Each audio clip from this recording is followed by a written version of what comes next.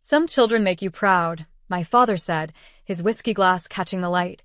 Others just take up space. The clinking stopped. The laughter froze. My mother's eyes darted toward me, silently begging me not to react, not to ruin another dinner. I didn't. I just smiled. Good thing I'm moving into my new place 3,000 miles away today, I said, my voice steady, sweet even. Don't worry, Dad. You'll never have to deal with me again. The silence after that was thick enough to chew. My older brother shifted awkwardly, his wife pretended to check her phone, and the tension around the table turned the air electric. My father just smirked, satisfied with the chaos he created, and took another sip. That was his game, humiliation served with bourbon. And I'd finally decided to stop playing. My name is Haley Monroe, I'm 29, and this dinner was my unofficial goodbye. I'd spent years chasing crumbs of approval from a man who thought parenting was a performance. Every success I earned, my degree, my job, my independence, he reduced to luck. And every mistake? Proof I was a disappointment. But that night, his words didn't sting. They confirmed what I'd already known. I didn't belong in that house anymore. What he didn't know was that before sitting down at that table, I'd already packed my life into 2 suitcases and made a call that would turn his perfect world upside down. That call wasn't to a friend or a moving truck. It was to a lawyer. A quiet, brilliant woman named Elaine Foster, who specialized in family financial disputes. I discovered something a month ago that kept me up every night since. My trust fund, the one Mom swore would be released when I turned 28, had been emptied. Not by the bank. Not by accident. But by him. Every cent of the inheritance my late grandmother left me had been rerouted through a dummy account in my father's company. When I first saw the records, I thought it was a mistake. But the longer I stared, the more it made sense. My father, the man who said I took up space, had been living off my grandmother's legacy for years. Elaine's voice on the phone had been calm, almost cold. Haley, we can prove this. But you need to leave that house quietly. Don't confront him until we're ready. So, I smiled through that dinner, pretending I didn't know I was sitting across from a thief. Pretending my move was about freedom, not justice. When I finally stood up from the table, I placed my napkin down carefully. It's been enlightening, I said softly. My father raised a brow, smug. You'll come crawling back. I smiled again. You're right, Dad, but next time, I won't be empty-handed. And as I walked out that night, I knew his kingdom was about to collapse. By sunrise, I was already gone. The Pacific Coast Highway stretched ahead, miles of freedom, glittering ocean to my right, my old life shrinking in the rearview mirror. In the passenger seat sat a brown leather folder, the evidence. Bank transfers, forged signatures, and emails from my father's accountant marked confidential. I'd copied everything before he even knew I was onto him. Elaine called while I was driving. Haley, I've gone through every document. What your father did isn't just unethical, it's criminal. Embezzlement, fraud, possible tax evasion. Are you sure you want to proceed? I stared at the ocean. He stole my future, I said. He's not keeping it. By the time I reached Los Angeles, Elaine had already filed the motion for a financial audit of Goldcrest Holdings, my father's company. A legal tsunami in motion. That night, sitting in my new apartment, a tiny studio with cracked paint and a view of the city, I felt something I hadn't felt in years. Peace. But peace doesn't come without ghosts. At 11:43 p.m., my phone buzzed. Unknown number. You think you're smart, Haley? You've made a mistake bigger than you can imagine. Don't come back. No signature. Just that familiar rhythm of rage in the words, his voice echoing through text. I turned off my phone, locked my door, and whispered to the empty room. You can't threaten someone who's already free. 3 days later, the story broke. Goldcrest Holdings under federal investigation. CEO allegedly misused family trusts. It was everywhere, financial blogs, local papers, even a 2-minute spot on the evening news. The photo they used was from last year's gala. My father smiling beside a mayor, his hand gripping a glass of champagne. I'd never seen that smile look so hollow. Elaine called again, her tone brisk but pleased. The auditors froze his personal accounts this morning. The SEC wants full cooperation. Haley, you just toppled him.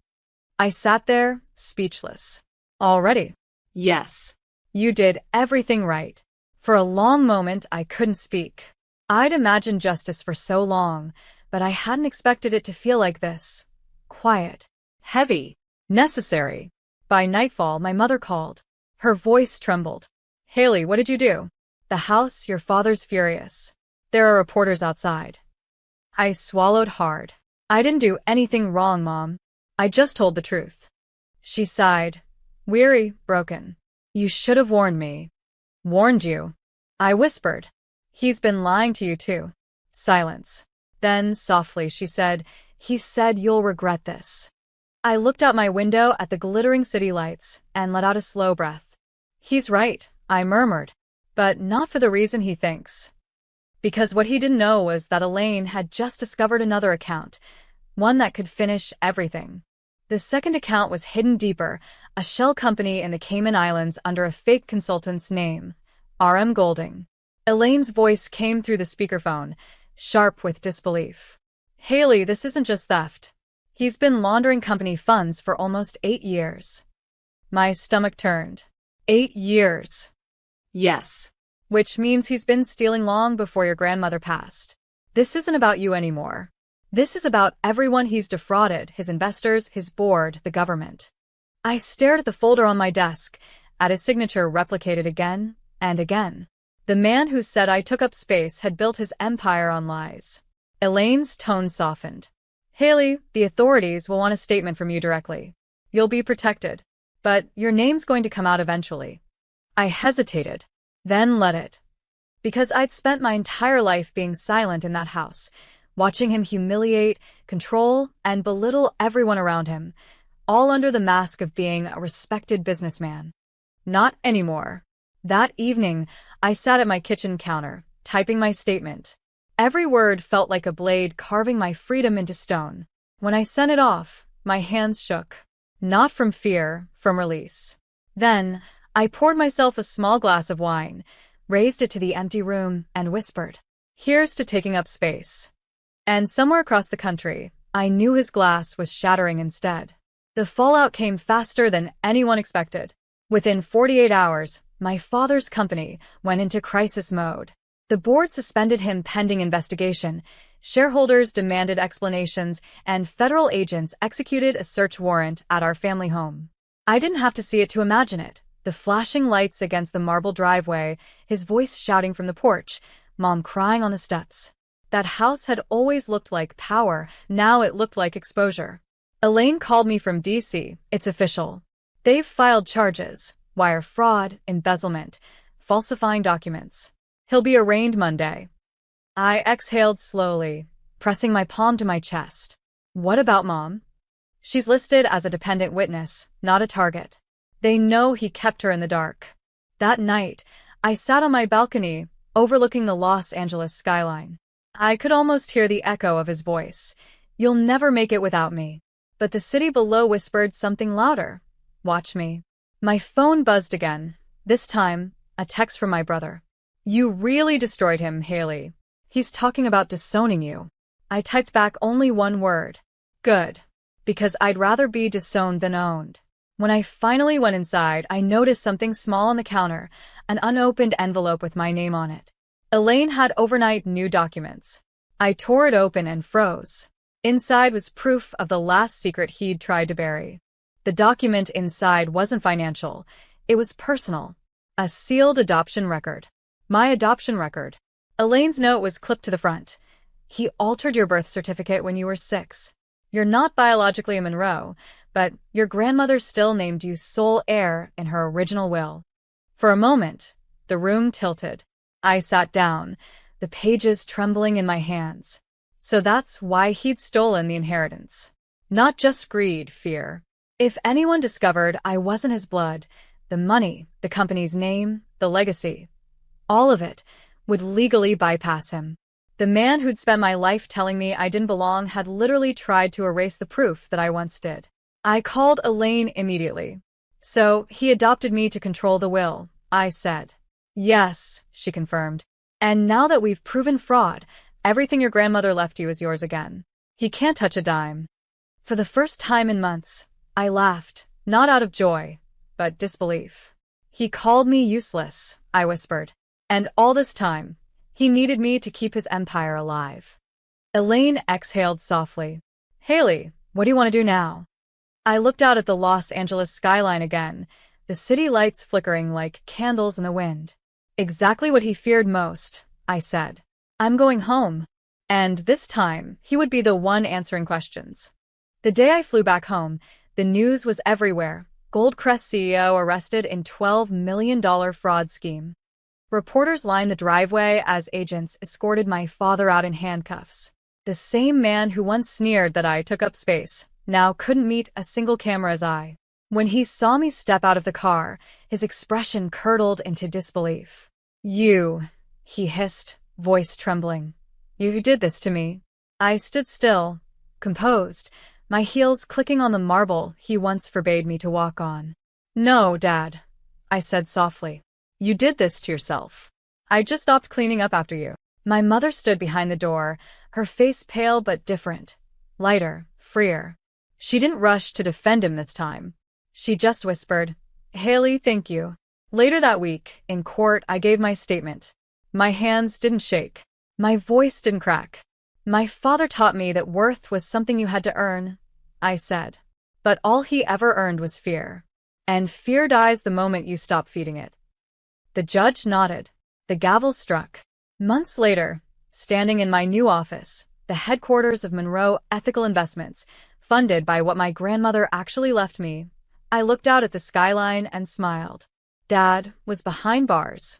Mom was in therapy. And I finally understood the truth. Some children don't just take up space. They own it. They smiled like it was normal, like this wasn't a betrayal wrapped in soft tones and expensive perfume. Jason, my brother, kissed my cheek, pressed 2 strollers into my hands, and said it like a joke. We're heading to Dubai. You'll be fine with the kids. Then he was gone. Just like that. No instructions, no apology, not even eye contact. I stood there on the platform overnight bag by my feet, fingers still curled around the small candle I'd picked out for Mom. Bergamot and cedar, the ones she used to light when I was little and sick. I thought, maybe we'd talk again like that. Quiet, side by side. Maybe she'd finally see that I wasn't broken, just bruised. But she didn't even come inside the station. She waved from the car. Designer duffel in her lap. You're a lifesaver, she called out through the open window. I'll Venmo you later. You needed the distraction anyway. I didn't speak, didn't cry, just nodded. The 2 kids, my niece and nephew, stared up at me confused but trusting. One of them had sticky fingers. The other was half asleep. They didn't know what had just happened. But I did. My name is Lauren Mitchell. I'm 38 years old, and up until that moment, I thought grief had made me invisible. Turns out it had made me useful. Useful enough to carry other people's choices. Useful enough to be left at a train station with someone else's children while the people who claimed to love me boarded a plane for luxury and silence. And I think they assumed I'd stay silent too. That I'd carry the weight like always. That I'd do what I was told because that's what quiet daughters do right. But they didn't know I had a number in my phone they'd never guessed. A name they never said out loud anymore. Camille Alston, Jason's ex-wife, the mother of these children. The woman they said had abandoned them. I had never dialed her before. But now, holding her son's hand and her daughter's blanket, I called. The phone rang once, then twice. I didn't even know if she'd pick up. I only had the number because I'd kept it quietly the day she was erased from every photo frame in Mom's house. She answered on the 3rd ring. Her voice was cautious, quiet. I introduced myself slowly. Camille. It's Lauren. There was a long pause. I heard something in her throat like breath held too long. She said my name back once carefully. Lauren Mitchell. From the family. That word hit hard. Family. The same family that told everyone Camille had walked away, that she'd snapped after the divorce, that she couldn't handle motherhood. But the version I got from Camille that night was different. She spoke slowly like someone who hadn't told this truth out loud in years. Jason had filed for emergency custody while she was in the hospital recovering from a breakdown. He'd presented fake documents to the court, even to immigration. And Mom had supported him through it all, wrote letters calling Camille unstable, dangerous, unfit. They told the world I left, Camille said, her voice breaking, but the truth is I was pushed out of it. The ache in her voice wasn't dramatic. It was something quieter, older, like a door that had been closed too long. I told her the kids were with me, safe. There was a silence I didn't fill. Then she asked, "Are you sure?" "I'm sure," I said. "You have 24 hours. My train ticket has your name now." She didn't cry, not then, but I could hear something unlock on the other side of the line, something that had been waiting patient and powerless for someone to say, "I believe you." I hung up and looked down at the children. They were eating crackers off the station bench like it was all normal. But nothing about this was normal. And for the first time in years, I didn't feel small. I felt like someone holding the one thing this family never gave me: choice. I didn't go home. I didn't want my apartment with its too-quiet kitchen and half-finished knitting projects and the framed sonogram still hidden in my dresser drawer. Instead, I called an old friend Trish, someone from my law firm days who owed me nothing but always showed up when I asked. She lived an hour outside the city in a little cottage with woods on all sides and no one asking questions. That's where I took the kids. They didn't know me. Not really. I was the aunt who sent birthday cards and brought puzzles at Christmas. But they didn't cry. I think they could feel something was different the way I moved slower, softer. The way I didn't raise my voice or yank their hands or tell them to sit still every 5 seconds. I made them oatmeal, wiped jelly from tiny cheeks, tucked them into a blanket fort on Trish's sofa, and read "Goodnight Moon" 3 times. And when they finally fell asleep, their breath light and steady, I sat at the edge of the couch and let the silence thicken around me. I should have spoken sooner, because here's the truth no one asked me for. I'd known something was wrong with Jason's story months ago. I'd seen the court filings, quietly checked the docket just out of curiosity. Then I found the discrepancies: the travel consent form with Camille's forged signature, the withdrawal slips from the kids' college fund 2 days after he filed for sole custody. I'd saved them, all of them, not because I planned anything, but because part of me didn't believe him either. Still, I said nothing. I was grieving. I was tired. Well, they told me I was fragile, that I needed something to hold on to, that helping Jason's family would give me purpose. And maybe for a while I believed them. Maybe I thought I had no right to question the narrative when I could barely get out of bed. But now, holding their children, Camille's children, I realized something terrifying. I wasn't just a witness. I was a bystander, and I'd stayed silent because silence felt easier than being accused of disloyalty. So I let them keep lying about Camille, about the past, about me. What kind of family builds itself on that? And more importantly, what kind of woman keeps holding the weight when she knows it was never hers? Camille landed just after sunrise. I met her at the edge of baggage claim, oversized hoodie pulled low over her curls. Eyes scanning for threats or maybe for ghosts. She looked smaller than I remembered. Not weaker. Just real. Not the myth Mom had painted. She was carrying nothing but a canvas tote, one shoe untied. Her hands kept twitching like she wasn't sure what she was allowed to touch anymore. When she saw me, she didn't run, didn't collapse or make a scene. She just stood there and asked, "They're really safe. They're napping," I said, under a pile of dinosaur blankets. They made a fort out of couch cushions and declared it a spaceship. Camille's breath hitched. Her eyes welled, but she didn't cry, not yet. Instead, she nodded like someone who'd trained herself to withhold joy because joy had become dangerous. I drove her back in silence. The trees blurred past the windows. Somewhere along the way, I told her about Trish, about the tea, about the oatmeal, about the fact that the little one still had jelly on his chin. Camille smiled the kind of smile that isn't happy, yet just relieved not to be erased.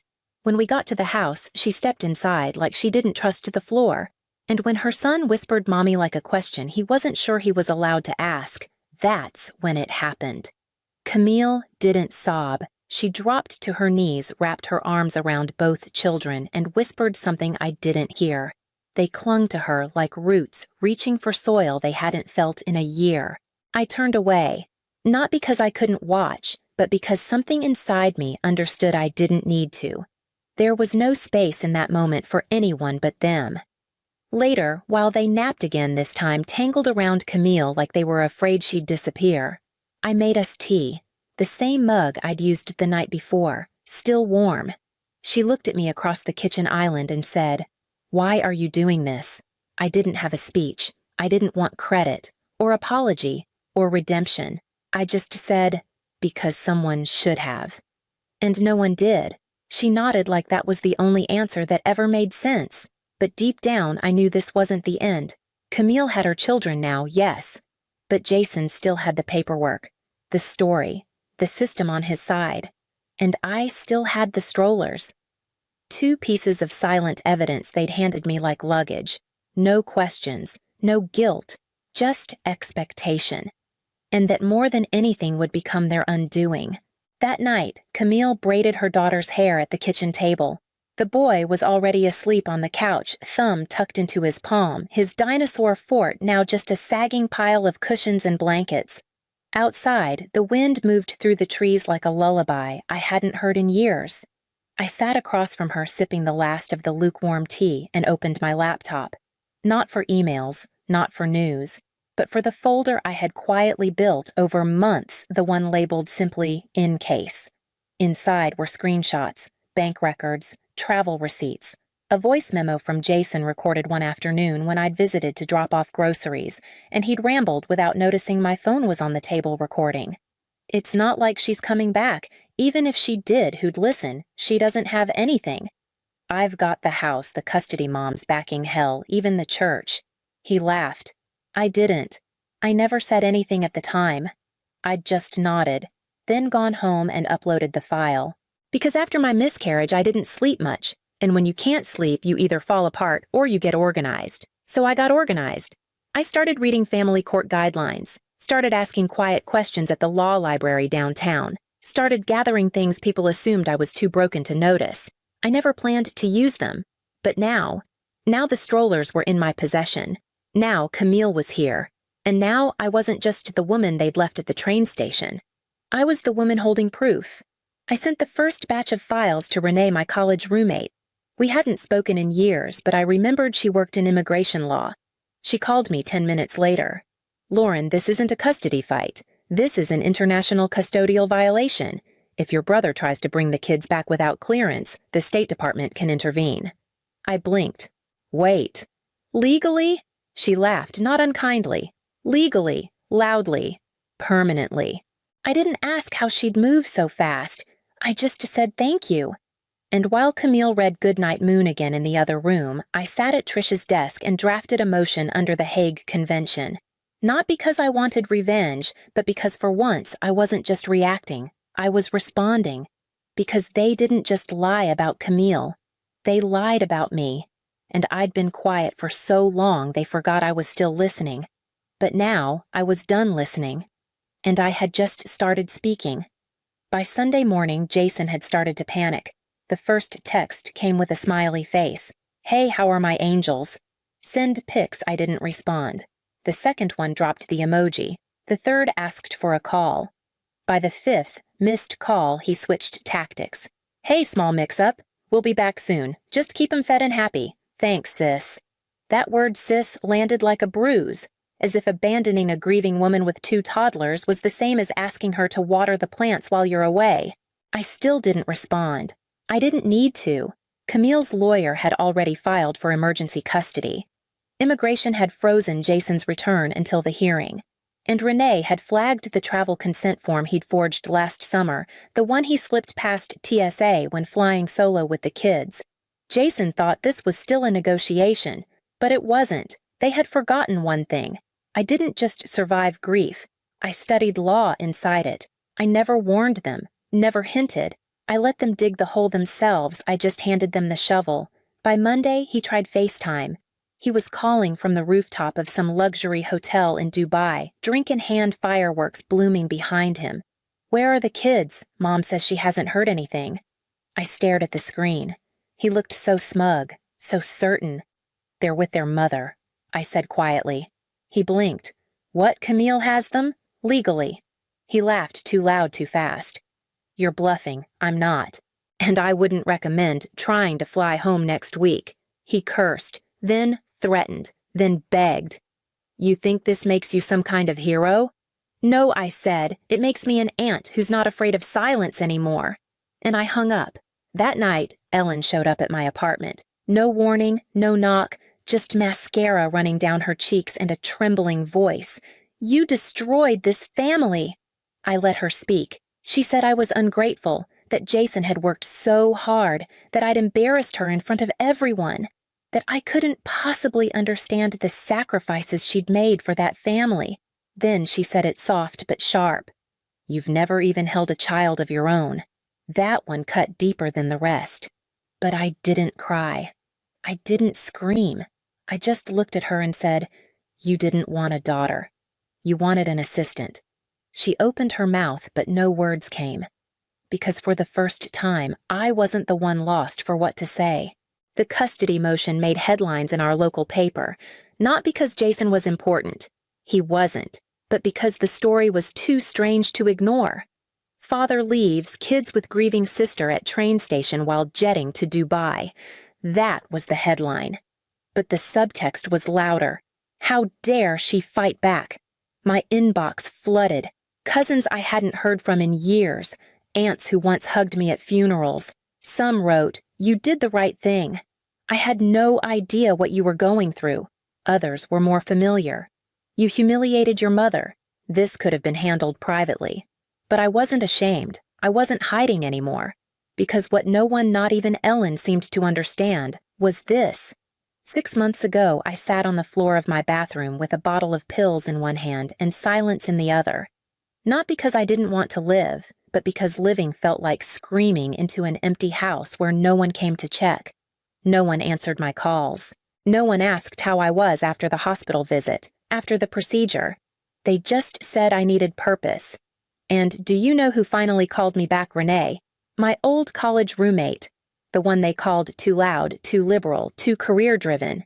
She picked up on the first ring. And when I told her everything, the train station, the strollers, the silence, she said your brother violated an international custodial order. I blinked. Wait. Legally. Loudly. Permanently, she said. If he tries to bring them back without clearance, the State Department can step in. And they did. Suddenly, Jason wasn't just a bad father. He was a risk. He couldn't fly home without a formal clearance process. He couldn't even see his kids until the next court date.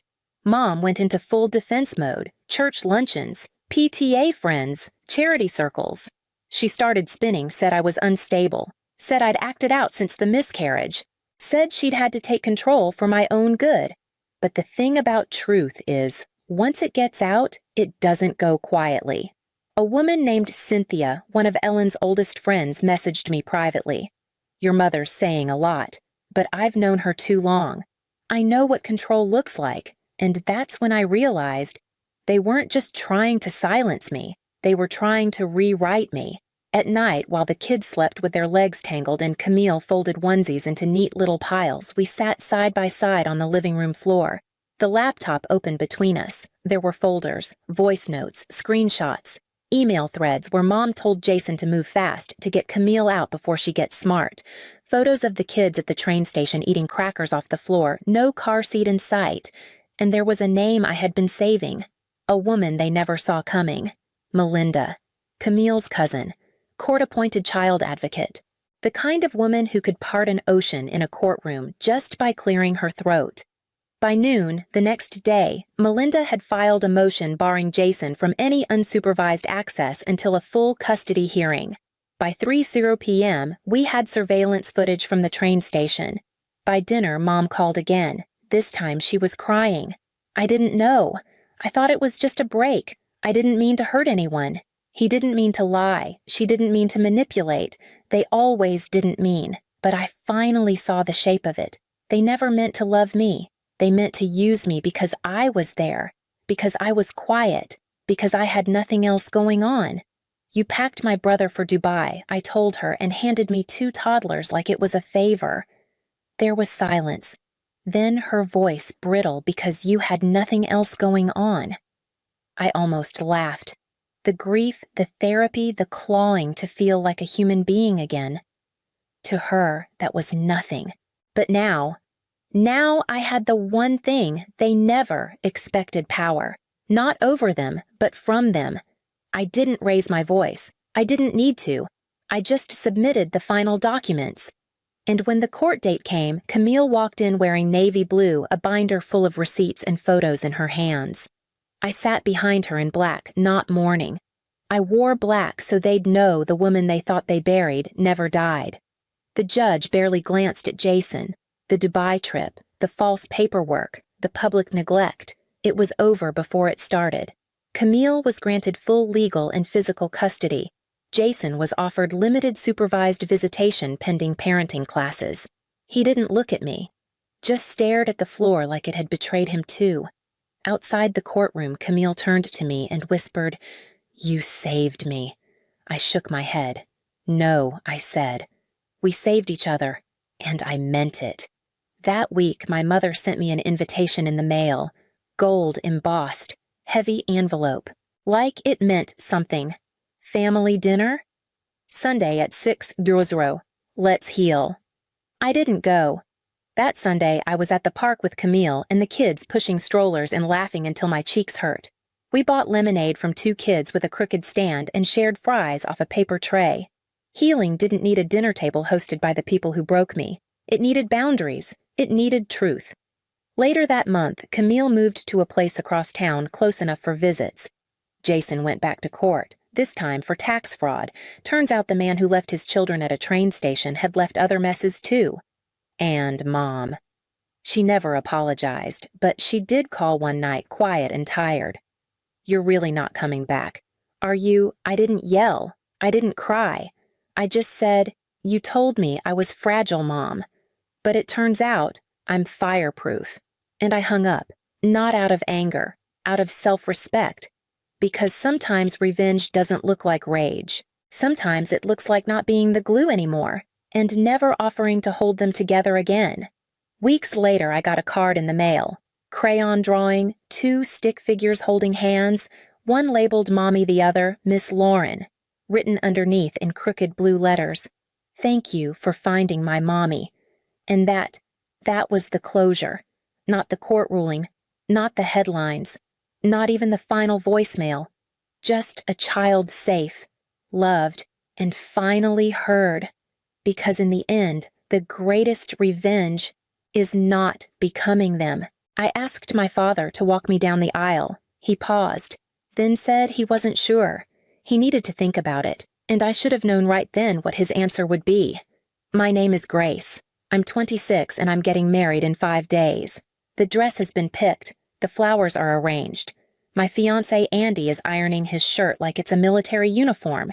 Everything is ready except the one thing I didn't think I'd have to beg for. A hand to hold. Not just any hand. My father's. My mother died when I was 16. Breast cancer. Long, slow mean, the kind that drags your soul before it takes your body. When it ended, my sister Ashley cried the loudest. But I think I was the one who disappeared. See, my mom was fair. She had this way of making 2 very different daughters feel equally seen. And after she was gone, that balance vanished overnight. My father Thomas was left with a teenage girl who knew how to function and another who knew how to fall apart. He chose the one who fell. Ashley was older, just 2 years, but it felt like 20. She had a way of being delicate, fragile, endlessly in need of soft lighting and softer answers. My father called her sensitive. I called her calculating. But no one asked me. I did the dishes. I folded the laundry. I ran errands. Ashley rested. And if I ever said anything, Thomas would sigh. "She's still recovering, Grace. Just let her be. Recovering from what exactly I never got an answer. And maybe he never did either, but year after year she stayed that way. Recovering from a cold, from a breakup, from the weather, from life. Whatever it was, it always bought her time and cost me mine. There's a certain silence that lives in daughters like me. The ones who are useful but not praised, present but not picked. It teaches you how to make yourself small without even realizing it. You stop asking. You stop expecting. You stop believing that you could be the one who matters most, even just for a moment. And yet, when Andy proposed last spring, when we sat down to plan the wedding, when we talked about who would walk me down the aisle, I didn't even hesitate. "It'll be Dad," I said. Of course it'll be Dad, because some small part of me, stubborn and loyal, still believed that maybe, on this one day, I would be the one he shows up for. Not as a backup plan, not as the reliable one, but as his daughter. I was wrong, but I hadn't learned that yet. Not 5 days before the wedding. That lesson would come soon enough, and it would come from Ashley, as always. I left home the day after my 18th birthday, not because there was a fight or some dramatic blow-up, just a quiet goodbye in the driveway. My car was packed, my tuition was paid, and Ashley was still asleep. She didn't come out to say goodbye. My father barely looked up from his coffee. I didn't blame him, I just drove. College was easier than home. Not because the classes were simple, far from it, but because I only had to manage my own emotions. No walking on eggshells. No whispered instructions to go easy on your sister. Just me, a part-time job, and eventually Andy. He was calm in the way I wasn't used to. He didn't talk over me. Didn't treat silence like something to fix. He'd just sit there sometimes listening until I was ready to say what I'd swallowed.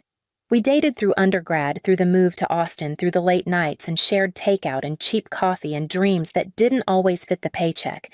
And we made it work, not perfectly, just honestly. I never cut ties with my father, but I didn't go back either. There were birthdays, the occasional phone call, a few dinners when I was in town. He'd ask about work about Andy. I'd ask how Ashley was doing. She never seemed to leave. Not emotionally, not physically. Even after college, when she moved out for a while, she always drifted back home like a tide that refused to change. Last year, she quit her job to start a jewelry business with a friend. No plan, no research, just optimism and borrowed money. When it failed, as anyone could have predicted, she burned through her savings, moved back in with Thomas and stayed in bed. My father said she was grieving the loss of a dream. I said she needed a job. He didn't like that. So we stopped talking about Ashley, because we both knew how that ended. Still, when Andy and I got engaged, my father congratulated me. He sounded proud, or maybe just relieved that one of us was building something solid. That call ended with him saying, "You're always the strong one, Grace." I remember smiling when he said it, but even then I knew strength was just another word for "you'll get less because you can handle it." 3 weeks before the wedding, Andy and I finalized the ceremony plan. Nothing extravagant, just close friends, a few family members, white chairs in a small chapel, and a long aisle that led straight to the quiet man I loved. The only thing left was the part where I'd walk in. That moment, the doors opening, the music rising, everyone turning to look not at my dress but at the person holding my arm, the person saying without words, "I raised her. I'm proud of her. I'm here for her." There was only one person that could be. I hadn't even considered otherwise. I called him on a Tuesday morning. The sun had just started warming the kitchen tiles under my feet. I'd waited until my voice felt steady. "Dad," I said I wanted to ask, "would you walk me down the aisle?" There was a pause. Not long. Just enough to scrape the edge of something soft inside me. He didn't say yes. He said, "Let me think about it." I thought maybe he hadn't heard me right. Or maybe he was joking. So I asked again gently. He wasn't joking. "It's just, a lot's going on with Ashley right now," he added. "She's still struggling, Grace. It's been a bad few weeks." I knew what he meant. Her cat had died a 15-year-old tabby named Moonshine that Ashley used to call her soulmate. She'd been inconsolable for days, barely eating, barely talking, posting vague things online like, "Loss finds me again." And yes, I felt sorry for her. But this wasn't about Moonshine. This was about my father asking me to wait to be patient because Ashley was sad. Again. So I said, "Okay, let me know when you've decided." I hung up before my voice cracked. Andy found me at the table 20 minutes later, just sitting holding my phone like it had betrayed me. He didn't say much, just poured a cup of coffee, sat down, and reached for my hand. And I remember thinking not for the first time how strange it is that the people who hurt us most are the ones we still try to make room for, even when there's no room left. He called the next day. I answered on the first ring, still holding on to the tiny hope that maybe he just needed a moment. Maybe it had caught him off guard. Maybe he'd say yes this time and we could move forward like nothing had cracked. But the tone in his voice wasn't uncertain. It was rehearsed, almost gentle. "Grace," he said, "I can't be there for the wedding." Just like that. No build-up, no apology first, just the sentence laid flat between us. I blinked at the wall for a second, as if it might offer another version of what I'd just heard. "I'm sorry," he added. "Ashley asked me to go to Hawaii with her that weekend, to scatter Moonshine's ashes." I didn't speak. "She's finally willing to get out of the house. She hasn't wanted to do anything since he passed, and now this is the first thing she's asked me to be part of." He went on like a man reading from a script he'd written in his sleep. "She took Moonshine with her on a trip there a few years ago. They had great memories together. She says it's the only place that feels right. And it'll be exactly 1 month since he passed." I could feel my stomach folding in on itself. "Dad," I said quietly, "this is my wedding." "I know." "I do," he replied. "I wish the timing were different, but she really needs this." I tried to keep my voice level. "Couldn't she go the next day or the day before? Does it have to be on that Saturday?" He hesitated. I suggested that. She got upset, said I wasn't supporting her enough, said I didn't care. I tried Grace, but she only has me right now. And you have Andy. You have your friends. You're strong. She's not. There it was. The word again. Strong. As if that meant I didn't need anything, as if needing was weakness and weakness earned more love. I wanted to scream. I wanted to say I wasn't strong at all. I just learned how to bleed inward, but all I said was okay. He offered to make it up to me. "We can have a dinner after just the two of us. Maybe I can still walk you down the aisle in spirit." I don't even remember what I said to that. All I know is after the call ended, I sat in the dark for a long time holding my phone like it was still connected, like if I waited long enough, the right version of him might call back instead. He didn't. That night, I didn't cry. I wish I could say it was because I'd grown numb or that I'd finally built the kind of armor everyone kept assigning me. But the truth was simpler. I didn't cry because I was too tired to. Tired of waiting, tired of hoping, tired of being the daughter who understood. So the next morning, I did something I never thought I'd do. I called Uncle Tim. Tim is my father's twin brother. Same voice, same jawline, same way of saying, when they're about to disagree with you. But that's where the similarities end. They haven't spoken in years, not since my mother's funeral. Not since whatever pride or pain lived between them finally won. I don't even know what caused the rift. Politics, a girl. Something from their childhood, I just know they don't speak, they don't see each other, they don't forgive, which made what I was about to ask complicated. He answered on the second ring. "Grace," he said, voice curious. "Everything all right? I need a favor," I said. "And a bit of revenge." I told him what happened. The phone call, the ashes, the timing. He didn't interrupt once, and when I finished, there was a pause. Then a slow laugh, low and unpolished. "You want me to walk you down the aisle," he said, "so your father finds out and loses his damn mind." "I want someone to walk me," I said, "and I want him to feel it." "Well," he said, "I've hated your father since '84, and I've never looked better in a suit." We set the plan in motion. I made a quiet post that evening, nothing dramatic, just gratitude. "So thankful Uncle Tim will be standing with me on my wedding day." I didn't tag anyone, but I knew exactly who would see it, and how fast word travels when you're not the favorite. He called that night. I had just finished brushing my teeth still in my robe, standing in front of the bathroom mirror with a face that didn't know how to feel anything anymore. The phone lit up with his name. I let it ring twice before I picked up. He didn't waste time. "Grace," He said, his voice already tight. I saw your post. I didn't answer. Why would you ask him? There it was. Not, why didn't you talk to me? Not, are you okay? Just that one word heavy with decades of resentment him. You told me no, I said quietly. You made your choice. He exhaled like he'd been holding his breath all day. I was trying to be there for your sister. She's been struggling. This Hawaii trip, it's the first time she's shown any interest in living again. I had to be there. And I had to walk down the aisle, I replied. Alone. You don't have to, he said quickly. I talked to her again. She agreed to go later in the week. I can come to the wedding. I can walk you. I didn't say anything for a while. Then I asked why now. Because he snapped, you're going to let Tim take my place.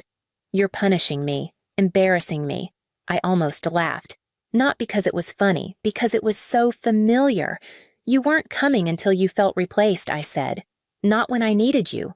Not when I asked. That's not fair, Grace. It's accurate. He was quiet then.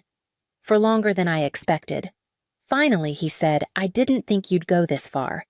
I didn't think you'd be so petty. I am, I said. I'm being petty. And childish. And hurt. He started to say something else, but I cut him off. You had a chance to show up for me, just once. And you chose not to. You don't get to be surprised that someone else showed up instead. He didn't argue. He cried. And for the first time in my life, I didn't move to comfort him. 2 days before the wedding, I woke up earlier than usual. The house was still.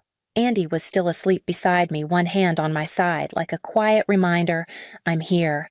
I slipped out of bed, padded into the kitchen, and sat down with my coffee in silence. There was no new message from my father, no apology, no change of heart. Just the same silence I'd grown up with, one that somehow felt louder after you'd already tried one more time.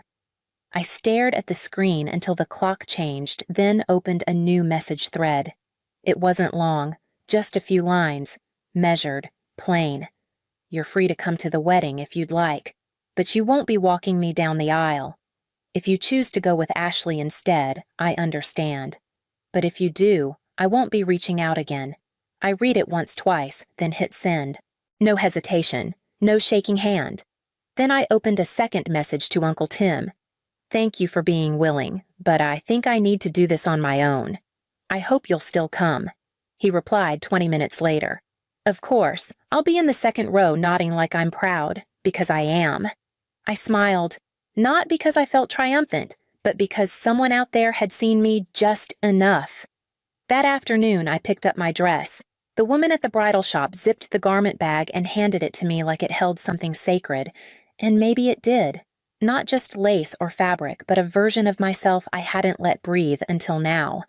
Back home, I hung it by the window and stood there for a while looking at it.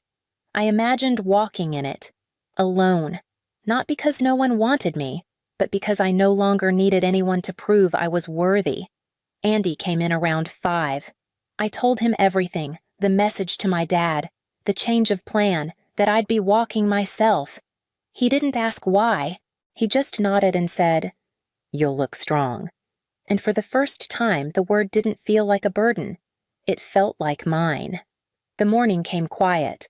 Not the nervous kind of quiet full of chaos behind closed doors, but the kind you only get when you've already lived through the worst part and survived it.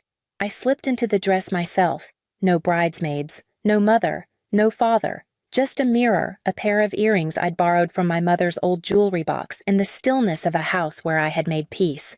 The chapel was soft with morning light. Someone had lit the candles already. Andy's best friend adjusted the chairs. My bouquet sat on the table beside the aisle, waiting for my hand. People began to arrive, one car at a time.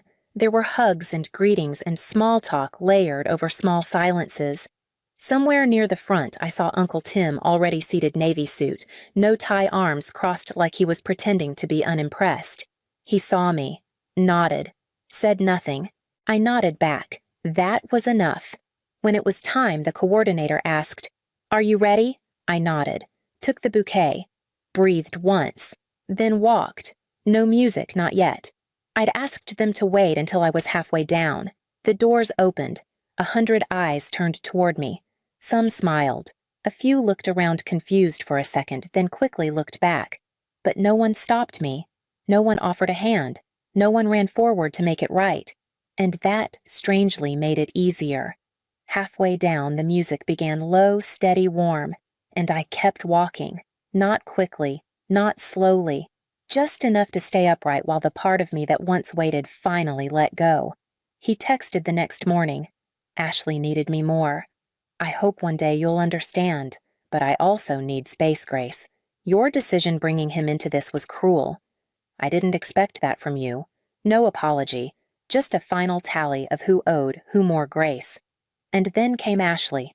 Her message was longer, softer, performed. You didn't have to tell people. We're family. You should have protected us even if you didn't understand us. I'm grieving too, Grace. I thought you of all people would have compassion. I stared at both messages. Then I wrote one of my own. I told the truth. That's all I did. And after everything, I think that's the kindest thing I could offer either of you. Then I pressed send. And finally, block. We flew out for our honeymoon 2 days later. Window seat, sunrise, no messages waiting. I stared at the clouds until they stopped looking like anything at all. Andy slept through most of the flight, his hand still curled around mine like it had something to prove. And maybe it did. We walked through small towns, swam in quiet waters, ate too much, laughed more than I expected, and I didn't think about my father. Didn't wonder if Ashley had posted anything. Didn't check who'd texted back. It's strange how empty your phone feels after years of waiting.